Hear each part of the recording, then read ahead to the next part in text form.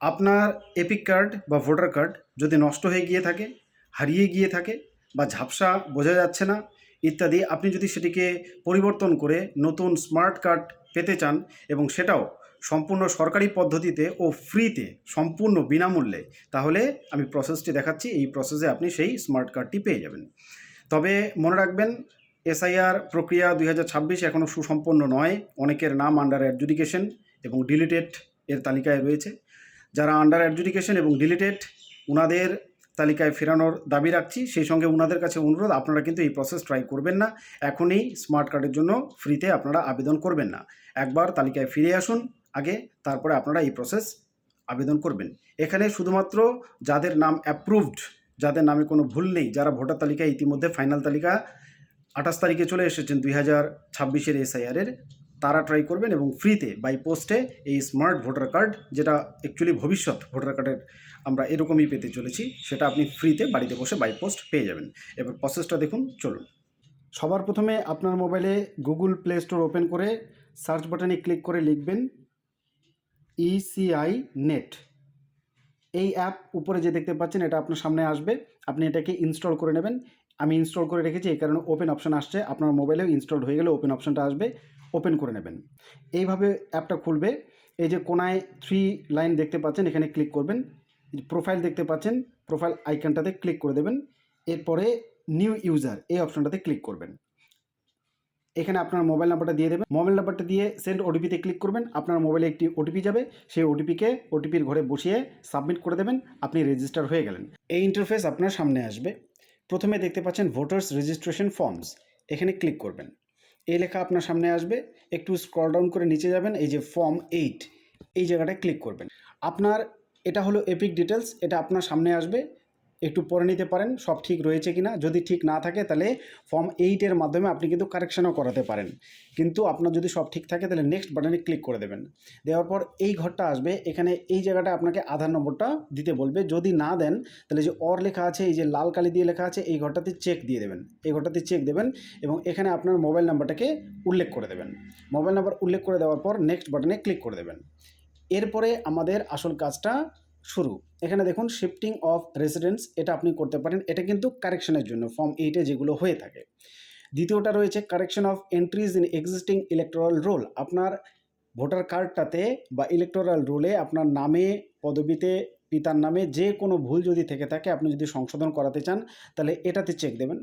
এবং আমরা বর্তমানে যে কাজটা করতে চলেছি, স্মার্ট কার্ড ডাউনলোড ফ্রিতে, সেটার জন্য আমাদেরকে 3 নম্বর ঘরটাতে চেক দিতে হবে। এখানে বলেছে issue of replacement of voter ID or epic without correction. অর্থাৎ আমার যে ডিটেলস এপিক কার্ডে বা ইলেকটোরাল রোলে বর্তমানে রয়েছে, সেগুলো বিনা কারেকশনে, কোনো ভুল সংশোধন না করেই আমি ওটার একটা রিপ্লেসমেন্ট কপি চাইছি। এবার নেক্সট বাটনে ক্লিক করে দেব। এরপরে এই বক্সটা আপনার সামনে আসবে। এই ইন্টারফেসে আপনি দেখতে পাচ্ছেন 3টে অপশন। এক হচ্ছে লস্ট, অর্থাৎ আপনার ভোটার আইডি কার্ড যদি হারিয়ে ফেলেন সেক্ষেত্রেও আপনি এটা এখান থেকে পুনরায় পেতে পারেন। কিন্তু সেক্ষেত্রে প্রথম বক্সটাতে চেক দিলে আপনাকে একটা এফআইআর কপি আপলোড করতে হবে। আপনি যে ভোটার কার্ডটা হারিয়ে ফেলেছেন এই মর্মে একটা এফআইআর কপি থানা থেকে জিডি করে আনতে হবে। সেই কপিটা এখানে আপলোড করতে হবে। তা আমরা এটা করতে যাচ্ছি না, আমরা করছি destroyed due to reason beyond control like flood, fire or other natural, যে কোনো কারণে আর কি আমার ভোটার কার্ডটা নষ্ট হয়ে গেছে, এ কারণে আমি রিপ্লেসমেন্ট চাইছি, কিংবা এতটাই নোংরা হয়ে গিয়েছে যে বোঝা যাচ্ছে না, এ কারণে রিপ্লেসমেন্ট চাইছি। তো আমরা দ্বিতীয় অপশনটাতে ক্লিক করে দেব। এক্ষেত্রে আমাদেরকে কিন্তু আর কোনো এফআইআর কপি দিতে হবে না, শুধু এই ডিক্লেয়ার যে নোটিশটা আছে এটাতে চেক দিতে হবে, নেক্সট বাটনে ক্লিক করে দিতে হবে। হয়ে গেল। এবার এই ডিক্লারেশন ফর্মটা দেখতে পাচ্ছেন, আমি যেটা ডিক্লেয়ার করলাম, তারপরে আমার নাম দেখাবে। এখানে জায়গা নামটা উল্লেখ করে দিতে হবে। এখানে জায়গার নাম উল্লেখ করে দেওয়ার পর ডানে ক্লিক করবেন এবং তারপরে আপনাকে একদম স্ক্রল ডাউন করে নিচে যেতে হবে, ই সাইন বাটনটাতে ক্লিক করতে হবে। ই সাইন বাটনে ক্লিক করলেন, ই সাইন প্রক্রিয়া শুরু হয়ে গিয়েছে। ই সাইন প্রক্রিয়া বলতে আপনার আধার নম্বরটা এখানে দিতে হবে। এক্ষেত্রে মনে রাখা প্রয়োজন, আপনার আধার কার্ডের সঙ্গে আপনার মোবাইল নাম্বারটা কিন্তু লিঙ্ক থাকতে হবে এবং আধার কার্ডে যে নামটি রয়েছে সেটা হুবহু মিল থাকতে হবে আপনার ভোটার কার্ডের সঙ্গে, তাহলেই কিন্তু আপনি এটা পাবেন, অন্যথায় কিন্তু পাবেন না। তো এখানে আধার কার্ড নম্বরটা উল্লেখ করে দেবেন। দেওয়ার পর এই যে গেট ওটিপিতে ক্লিক করবেন। গেট ওটিপিতে ক্লিক করার সঙ্গে সঙ্গেই আপনার একটা ওটিপি আসবে। সেই ওটিপিটাকে এই ঘরটাতে এই ঘরটাতে দিয়ে দেবেন আধার ওটিপি, যে বক্সটাতে ক্লিক করে দেবেন।